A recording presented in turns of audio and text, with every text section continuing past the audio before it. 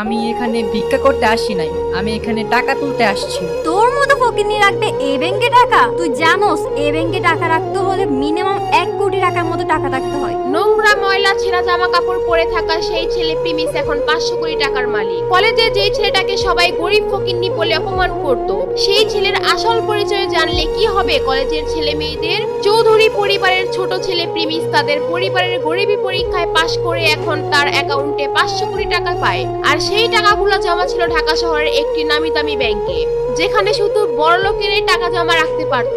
Premise যখন তার টাকা তুলতে ওই ব্যাংকে ঢুকতে যাবে, ঠিক সেই সময় একটা মেয়ের সাথে ধাক্কা খায়। আর ঠিক তখনই সরি ম্যাম, আমি আসলে দেখি নাই। কি রে, তুই কানা নাকি? চোখে দেখোস না? আর ওয়েট, এখানে কি করস? এইটা ব্যাংক, এখানে দান খয়রাত করা হয় না। ভিক্ষা করার জন্য রাস্তাঘাট আছে, ওইখানে যা। এই ব্যাংকের মধ্যে কি? ম্যাডাম, আপনার কোথাও ভুল হচ্ছে। আমি এখানে ভিক্ষা করতে আসি নাই, আমি এখানে টাকা তুলতে আসছি। তোর মতো ফকিন্নি রাখবে এই ব্যাংকে টাকা? তুই জানোস এই ব্যাংকে টাকা রাখতে হলে মিনিমাম 1 কোটি টাকার মতো টাকা রাখতে হয়, আর না হলে এই ব্যাংকে টাকা রাখতে পারে না। আরে আমি তোর মতো ফকিন্নির সাথে কেন কথা বলছি? সিকিউরিটি।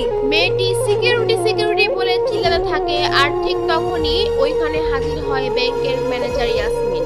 ম্যাডাম, কি হয়েছে আমাকে খুলে বলুন। আপনাদের ব্যাংকে কি এখন আপনারা বস্তি পোলাবেনদেরকেও কি টাকা রাখার পারমিশন দিচ্ছেন? এদের মতো ফকির মিসকিনরা এই ব্যাংকে কিভাবে ঢুকে? আমি আপনাদের ব্যাংকের নামে রিপোর্ট করে দিব।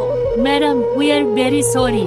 এমনটা আর হবে না ম্যাডাম, এবারের মতো কিছু মনে করেন না, আমরা বিষয়টা মাথায় রাখবো। ব্যাংকের ম্যানেজার কোনো কিছু না জিজ্ঞেস করেই মেয়েটিকে সরি বলে, কারণ মেয়েটি ছিল একটি প্রভাবশালী ব্যক্তির মেয়ে। এই ব্যাংকে তাদের অনেক লেনদেন হয়, তাই কিছু না জিজ্ঞেস করেই সে মেয়েটিকে সরি বলে এবং তাকে গাড়ি পর্যন্ত পৌঁছে দিতে যায়। আর এইদিকে প্রিমিস ঢুকে পড়ে ব্যাংকের মধ্যে। ব্যাংকে ঢুকে সে এদিক সেদিক ঘুরতে থাকে। সে আগে কখনো ব্যাংকে আসেনি, তাই সে কিছুই বুঝে উঠতে পারে না।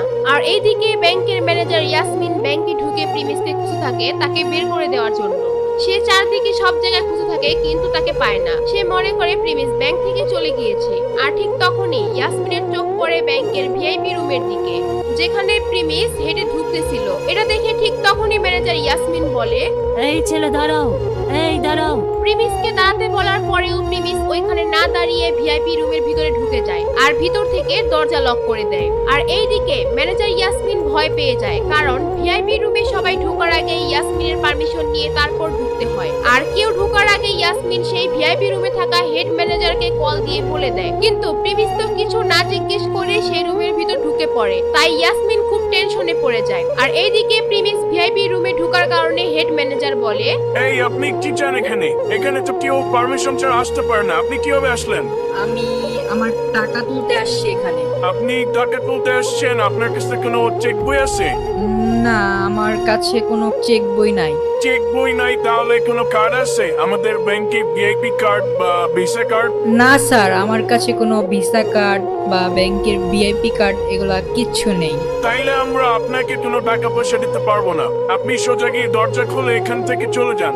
এখানে আমরা মস্করা করতে বসি নাই, আপনি এখান থেকে যান।